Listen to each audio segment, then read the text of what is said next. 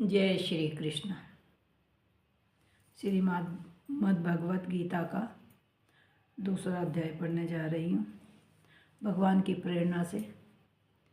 पहला अध्याय मैंने सुनाया था। पहले अध्याय में कहा गया है, गीता के प्रथम अध्याय को पढ़ना, सुनना तथा अभ्यास करता है उसे इस भवसागर को पार करने में कोई कठिनाई नहीं होती है। यदि आप लोगों को मेरा चैनल पसंद हो और ये सब भागवत गीता पसंद आ रही हो तो आप मेरे चैनल को लाइक सब्सक्राइब अवश्य करें। दूसरा अध्याय पढ़ने जा रही हूँ। संजय बोले कि हे पूर्वकों प्रकार से करुणा करके व्यापत और आंसुओं से पूर्ण तथा व्याकुल नेत्रों वाले शोक युक्त उस अर्जुन के प्रति भगवान मधुसूदन ने यह वचन कहा। हे अर्जुन, तुमको इस विशेष स्थल में यह अज्ञान किस हेतु से प्राप्त हुआ? क्योंकि यह तो श्रेष्ठ पुरुषों से आचरण किया गया है, न स्वर्ग को देने वाला है न कार्तिकों को करने वाला है। इसलिए हे अर्जुन, नपुंसकता को मत प्राप्त हो, यह तेरे योग्य नहीं है। हे प्रमथन, तुच्छ हृदय की दुर्बलता को त्याग कर युद्ध के लिए खड़ा हो। श्री कृष्ण जी ये अर्जुन को कह रहे हैं कि जो उसने पहले अध्याय में कहा था कि मैं इनके लिए लड़ाई के लिए कैसे खड़ा हो जाऊं, तो कृष्ण भगवान अर्जुन को यही कह रहे हैं, ये सब त्याग दे, मोह ममता माया जो तुम कह रहे हो ये सब त्याग दो। तो अर्जुन को यही मधुसूदन कह रहे हैं। तब अर्जुन बोले कि हे मधुसूदन, मैं रणभूमि में भीष्म पिता और द्रोणाचार्य के प्रति किस प्रकार बाणों से युद्ध करूंगा, क्योंकि हे अरिशूदन वे दोनों ही पूजनीय हैं। इसलिए इन महानुभाव गुरुजनों को न मारकर इस लोक में भिक्षा का अन्न भी भोगना कल्याणकारक समझता हूँ, क्योंकि गुरुजनों को मारकर भी इस लोक में रुद्रिक से सने हुए अर्थ और काम रूप भोगों को ही भोगूंगा। और हम लोग यह भी नहीं जानते कि हमारे लिए क्या करना श्रेष्ठ है, अथवा यह भी नहीं जानते कि हम जीतेंगे या हारेंगे। और वे जीतेंगे और जिनको मारकर हम जीना भी नहीं चाहते, वे ही धृतराष्ट्र के पुत्र हमारे सामने खड़े हैं। इसलिए कायरता रूप दोष करके अपहत हुए स्वभाव वाला और धर्म के विषय में मोहित चित हुआ मैं आपसे पूछता हूँ कि जो कुछ निश्चय किया हुआ कल्याणकारक साधन हो वह मेरे लिए कहिए, क्योंकि मैं आपका शिष्य हूँ। इसलिए आपकी शरण हुए मेरे को शिक्षा दीजिए, क्योंकि भूमि में निष्कंटक धन धान्य संपन्न राज्य को और देवताओं को स्वामी पाने को प्राप्त होकर भी मैं उस उपाय को नहीं देखता हूँ जो कि मेरी इंद्रियों के सुखने वाले शोक को दूर कर सकते हैं। संजय बोले, हे राजन, निद्रा को जीतने वाले अर्जुन अंतर्यामी श्री कृष्ण महाराज के प्रति इस प्रकार कहकर फिर श्री गोविंद भगवत से युद्ध नहीं करूँगा ऐसे स्पष्ट कहकर चुप हो गए। उसके उपरांत हे भरतवंशी धृतराष्ट्र, अंतर्यामी श्री कृष्ण महाराज ने दोनों सेनाओं के बीच में उस शोक युक्त अर्जुन को हंसते हुए यह वचन कहे। हे अर्जुन, तू न शोक करने योग्य के लिए शोक करता है और न पंडितों के से वचनों को कहता है, परंतु पंडित जन जिनके प्राण चले गए हैं उनके लिए और उनके प्राण नहीं गए उनके लिए भी शोक नहीं करते हैं, क्योंकि आत्मा नित्य है, इसलिए शोक करना उपयुक्त है। वास्तव में ना तो ऐसा ही है कि मैं किसी काल में नहीं था अथवा तू नहीं था अथवा ये राजा लोग नहीं थे, और ना ऐसा ही है कि इससे आगे हम सब नहीं रहेंगे, किंतु जैसे जीवात्माओं की हम इस देह में कुमार, युवा और वृद्धावस्था होती है, वैसे ही अन्य शरीर की प्राप्ति होती है उस विषय में धीर पुरुष नहीं मोहित होता है। अर्थात जैसे कुमार, युवा और जैवरा अवस्था स्थूल शरीर का विकार अज्ञान से आत्मा में भासता है, वैसे ही एक शरीर से दूसरे शरीर को प्राप्त होना रूप सूक्ष्म शरीर का विकार भी अज्ञान से ही आत्मा में भासता है। इसलिए तत्व को जाने बिना धीर पुरुष इस विषय में नहीं मोहित होता है। हे कुंती पुत्र, सर्दी, गर्मी और सुख दुख देने वाले इंद्रियां और विषयों के संयोग को क्षण भंगुर और अनित्य है। इसलिए हे भरतवंशी अर्जुन, उनको तू सहन कर, क्योंकि हे पुरुष श्रेष्ठ, दुख सुख को समान समझने वाले जिस धीर पुरुषों को ये इंद्रियों के विषय व्याकुल नहीं कर सकते, वह मोक्ष के लिए योग्य हैं। और हे अर्जुन, असत्य वस्तुओं को तो अस्तित्व नहीं है और सत्य का अभाव नहीं है। इस प्रकार इन दोनों का ही तत्वज्ञानी पुरुषों द्वारा देखा गया है। इस न्याय के अनुसार नाश रहित तो उनको जान कि जिससे यह संपूर्ण जगत व्यापक है, क्योंकि इस अविनाशी का विनाश करने को कोई भी सामर्थ्य नहीं है और इस नाश रहित अप्रमेय नित्य स्वरूप जीवात्मा ये सब शरीर नाशवान कहे गए हैं। इसलिए हे भरतवंशी अर्जुन, तू युद्ध कर। श्री कृष्ण जी अर्जुन जी को उपदेश दे रहे हैं, ये सब छोड़कर तू युद्ध कर। जो इस आत्मा को मरने वाला समझता है तथा जो इसको मरा मानता है, वे दोनों ही नहीं जानते, क्योंकि यह आत्मा न मारता है न मरती है और न मारा जाता है। यह आत्मा किसी काल में भी न जन्मता है और न मरता है, अथवा यह आत्मा हो करके फिर होने वाला है, क्योंकि यह अजन्मा, नित्य, शाश्वत और पुरातन है। शरीर के नाश होने पर भी नाश नहीं होता। हे प्रथा पुत्र अर्जुन, जो पुरुष इस आत्मा को नाश रहित, नित्य, अजन्मा और अव्यय जानता है, वह पुरुष किससे किसी को मरवाता है और कैसे किसको मारता है। और यदि तू कहे कि मैं तो शरीर के वियोग का शोक करता हूँ, तो यह भी उचित नहीं है, क्योंकि जैसे मनुष्य पुराने वस्त्र को त्याग कर दूसरे नए वस्त्र को ग्रहण करता है, वैसे ही परमात्मा पुरानी शरीर को त्याग कर दूसरे नए शरीर को प्राप्त होता है। हे अर्जुन, इस आत्मा को शस्त्रों आदि नहीं काट सकते और इसको आग नहीं जला सकती और इसको जल गीला नहीं कर सकते और वायु नहीं सुखा सकती, क्योंकि यह आत्मा अछेद्य है तथा आत्मा अभेद्य, अकुल्य और अशोक्य है तथा यह आत्मा निस्संदेह, नित्य, सर्वव्यापी, अचल, स्थिर रहने वाली और सनातन है।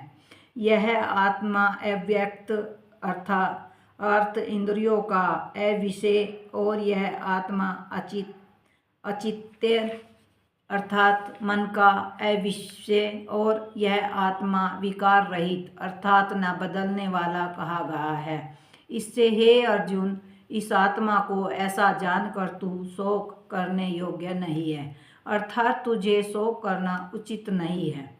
यदि तू इसको सदा जन्मे और सदा मरने मानने तो भी है अर्जुन, इस प्रकार शोक करने को योग्य नहीं है, क्योंकि ऐसा होने से जो जन्मने वाले की निश्चित मृत्यु और मरने वाले का निश्चित जन्म होना सिद्ध हुआ। इससे भी तू इस बिना उपाय वाले विषय में शोक करने को योग्य नहीं है। यह भीष्मदीकों के शरीर माया में होने से अनित्य हैं, इससे शरीर के लिए भी शोक करना उचित नहीं है, क्योंकि अर्जुन, संपूर्ण प्राणी जन्म से पहले बिना शरीर वाले और मरने के बाद भी बिना शरीर वाले ही हैं, केवल बीच में ही शरीर वाले प्रतीक होते हैं, फिर उस विषय में क्या चिंता है। हे अर्जुन, यह आत्म तत्व बड़ा गहन है, इसलिए कोई महापुरुष ही इस आत्मा को आश्चर्य की ज्यों देखता है, वैसे ही दूसरा कोई महान पुरुष ही आश्चर्य की ज्यों इसके तत्व को कहता है, और दूसरा कोई ही इस आत्मा को आश्चर्य की ज्यों सुनता है, और कोई कोई सुनकर भी इस आत्मा को नहीं जानता। हे अर्जुन, यह आत्मा सबके शरीर में सदा ही अव्यक्त है, इसलिए संपूर्ण भूत प्राणियों के लिए तू शोक करने को योग्य नहीं है, और अपने धर्म को देखकर भी तू भय करने को योग्य नहीं है, क्योंकि धर्मयुक्त युद्ध से बढ़कर दूसरा कोई कल्याणकारक कर्तव्य क्षत्रियों के लिए नहीं है।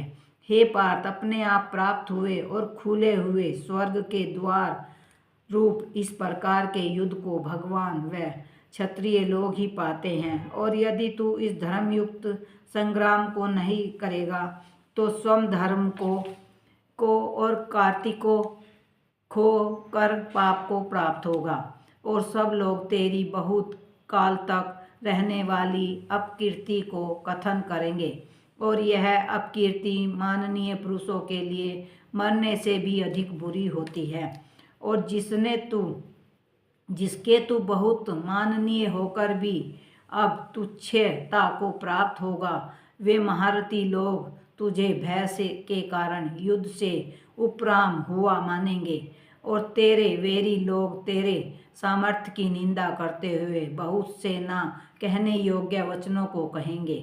फिर उससे अधिक क्या होगा? इससे युद्ध करना तेरे लिए सब प्रकार से अच्छा है, क्योंकि या तो मरकर स्वर्ग को प्राप्त होगा अथवा जीतकर पृथ्वी को भोगेगा। इससे हे अर्जुन, युद्ध के लिए निश्चय वाला होकर खड़ा हो। यदि तुम स्वर्ग तथा राज्य की इच्छा ना हो तो भी सुख दुख लाभ हानि और जय प्रजय को समान समझकर उसके उपरांत युद्ध के लिए तैयार हो। इस प्रकार युद्ध करने से तू पाप को प्राप्त नहीं होगा। हे पार्थ, यह बुद्धि तेरे लिए ज्ञान योग के विषय में कही गई है, इसीलिए अब निष्काम कर्म योग के विषय में सुन। जिस बुद्धि से युक्त हुआ तू कर्मों के बंधनों को अच्छी तरह से नाश करेगा, इस निष्काम कर्म योग से आरंभिका अर्थात बीज का नाश नहीं है, और उल्टा फल स्वरूप दोष भी नहीं होता है। इसलिए निष्काम कर्म योग धर्म का थोड़ा भी साधन जन्म मृत्यु रूप महान भय से उद्धार कर देता है। हे अर्जुन, इस कल्याण मार्ग में निश्चयात्मक बुद्धि एक ही है, और अज्ञानी पुरुषों की बुद्धियां बहुत भेदों वाली अनंत होती हैं। हे अर्जुन, तू सकर्मी पुरुष केवल फलश्रुति में प्राप्ति रखने वाले स्वर्ग को ही परमेश्वर मानने वाले, इससे बढ़कर और कुछ नहीं है, ऐसा कहने वाले हैं। हे अविवेकी जन, जन्म पूर्व कर्म फल को देने वाली और भोग तथा ऐश्वर्य की प्राप्ति के लिए बहुत सी क्रियाओं के विस्तार वाली इस प्रकार की जिस दिखाऊ शोभायुक्त वाणी को कहते हैं, उस वाणी द्वारा हरे हुए चित्त वाले तथा भोग और ऐश्वर्य में आसक्ति वाले उन पुरुषों के अंतःकरण में निश्चयात्मक बुद्धि नहीं होती। हे अर्जुन, सब वेद तीनों गुणों से कार्य रूप संसार को विषय करने वाले अर्थात प्रकाश करने वाले हैं, इसलिए तू अनसारी अर्थात निष्कामी और सुख दुख द्वंद्वों से रहित नित्य वस्तुओं में स्थिर तथा योगक्षेम को न चाहने वाला आत्मपरायण हो, क्योंकि मनुष्य का सब ओर से परिपूर्ण जलाशय के प्राप्त होने पर छोटे जलाशय में जितना प्रयोजन रहता है, इसी प्रकार ब्रह्म को जानने वाले ब्राह्मण का भी सब वेदों में उतना ही प्रयोजन रहता है। अर्थात जैसे बड़े जलाशय के प्राप्त हो जाने पर जल के लिए छोटे जलाशयों की आवश्यकता नहीं रहती, वैसे ही ब्रह्मानंद की प्राप्ति होने पर आनंद के लिए वेदों की आवश्यकता नहीं होती। इससे तेरा कर्म करने मात्र से ही अधिकार होवे, फल में कभी नहीं, और तू कर्मों के फल की वासना वाला भी मत हो तथा तेरी कर्म न करने में भी प्राप्ति न होवे। हे धनंजय, आसक्ति को त्याग कर तथा सिद्धि और असिद्धियों में समान बुद्धि वाला होकर योग में स्थिर होकर कर्मों को कर, यह स्वमत्व भाव ही योग नाम से कहा जाता है। इस समत रूप बुद्धि योग से सत्काम कर्म अत्यंत तुच्छ है। इसलिए हे धनंजय, सम तब बुद्धि योग का आश्रय ग्रहण कर, क्योंकि फल की वासना वाले अत्यंत दीन हैं। समत्व बुद्धि युक्त पुरुष पुण्य पाप दोनों को इस लोक में ही त्याग देता है, अर्थात उनसे लिए पायमान नहीं होता। इससे समत्व बुद्धि योग के लिए ही चेष्टा कर यह समत्व बुद्धि रूप योग की कर्मों में चतुरता है, अर्थात कर्म बंधन से छूटने का उपाय है। क्योंकि बुद्धि योग युक्त ज्ञानी जन कर्मों से उत्पन्न करने वाले फलों को त्याग कर जन्म रूप बंधन से छूटे हुए निर्दोष अर्थात अमृतमय परम पद को प्राप्त होते हैं। हे अर्जुन, जिस काल में तेरी बुद्धि मोह रूप दलदल को बिल्कुल तर जाएगी, तब तू सुनने योग्य और सुने हुए के वैराग्य को प्राप्त होगा। जब तेरी अनेक प्रकार के सिद्धांतों को सुनने से विचलित हुए बुद्धि परमात्मा के स्वरूपों में अचल और स्थिर ठहर जाएगी, तब तू समत स्वरूप योग को प्राप्त होगा। इस प्रकार भगवान के वचनों को सुनकर अर्जुन ने पूछा, हे केशव, समाधि में स्थिर बुद्धि वाले पुरुष का क्या लक्षण है और स्थिर बुद्धि पुरुष कैसा होता है, कैसे बैठता है, कैसे चलता है। उसके उपरांत श्री कृष्ण महाराज बोले, हे अर्जुन, जिस काल में यह पुरुष मन में स्थिर संपूर्ण कामनाओं को त्याग देता है, उस काल में आत्माओं से ही आत्मा में संतुष्ट हुआ स्थिर बुद्धि वाला कहा जाता है, तथा दुखों की प्राप्ति में अद्वैत रहित है। मन जिसका और सुखों की प्राप्ति में दूर हो गया है, संप्रय तथा नष्ट हो गया है, राग भय और क्रोध जिसके, ऐसा मुनि स्थिर बुद्धि वाला कहा जाता है। जो पुरुष सर्वत्र स्नेह रहित हुआ, उन शुभ तथा अशुभ वस्तुओं को प्राप्त होकर ना प्रसन्न होता है, ना द्वेष करता है, उसकी बुद्धि स्थिर रहती है।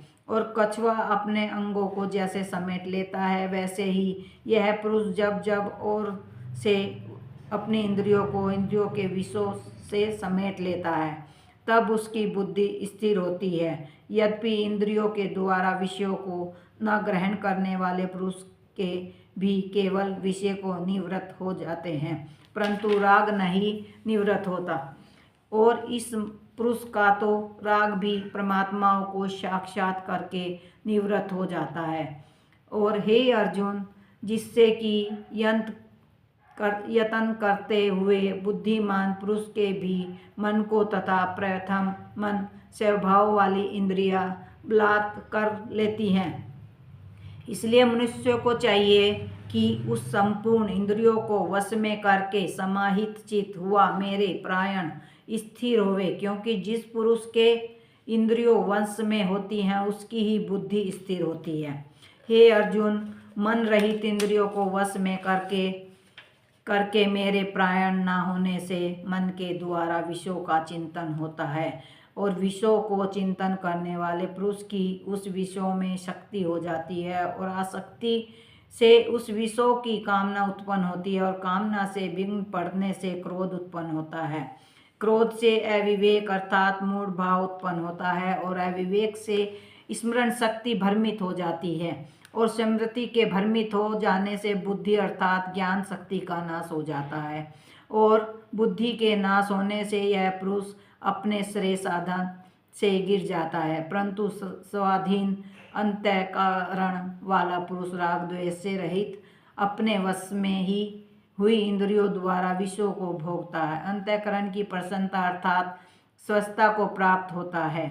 उस निर्मलता से होने पर उसके संपूर्ण दुखों का अभाव हो जाता है, और उस प्रसन्नचित्त वाले पुरुष की बुद्धि शीघ्र ही अच्छी प्रकार स्थिर हो जाती है। हे अर्जुन, साधन रहित पुरुष के अंतःकरण में श्रेष्ठ बुद्धि नहीं होती, और उस अयुक्त के अंतःकरण में अस्तित्व भाव भी नहीं होता, और बिना अस्तित्व भाव वाले पुरुष को शांति भी नहीं होती।